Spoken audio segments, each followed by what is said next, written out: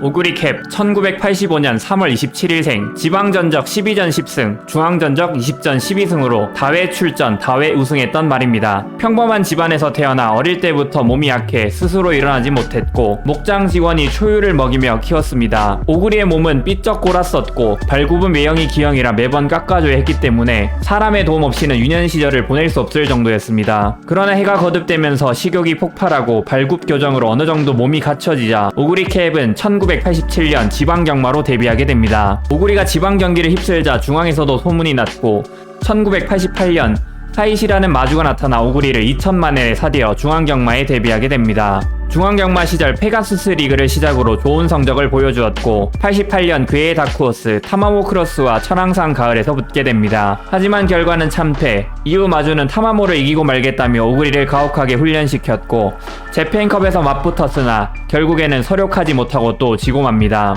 이후 88년 기존 마주가 탈세 혐의로 소유권이 박탈되어 콘도라는 마주가 오구리를 사들였고 그의 아리마를 우승하며 생애 첫 G1 우승 타이틀을 획득하게 됩니다. 이후에도 발군의 경기력을 보여주며 오구리의 이름을 날렸습니다. 당시 오구리의 기세가 얼마나 대단했냐면 조교사의 얘기로 오구리가 클래식에만 빨리 등록되었어도 중앙경마를 휩쓸었을 것이라고 인터뷰할 정도였습니다.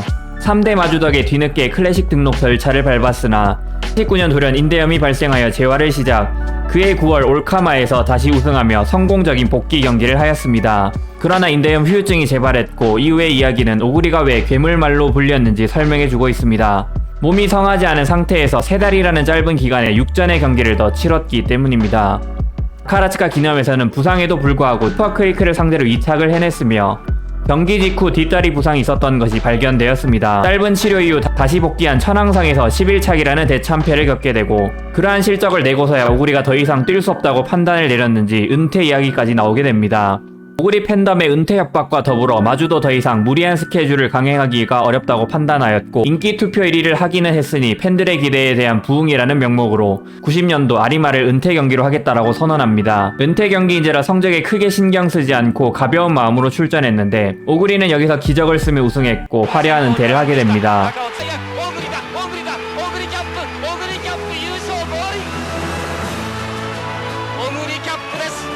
성취하는 몸으로 오구리가 어떻게 이겼느냐에 대한 말이 많았었는데 오구리의 피지컬도 피지컬이지만 타고난 정신력이 있었기에 가능하지 않았겠느냐라는 의견이 지배적입니다. 오구리에게 붙은 괴물말이라는 칭호는 단순하게 그런 부상 가운데 크게 다치지 않고 스케줄을 소화해낸 부분도 있지만 부상으로 힘든 와중에 정신력 하나만으로 경기를 치러내며 최종적으로 은퇴 경기를 우승으로 마무리한 오구리의 삶 그 자체를 보여주는 별명 같습니다.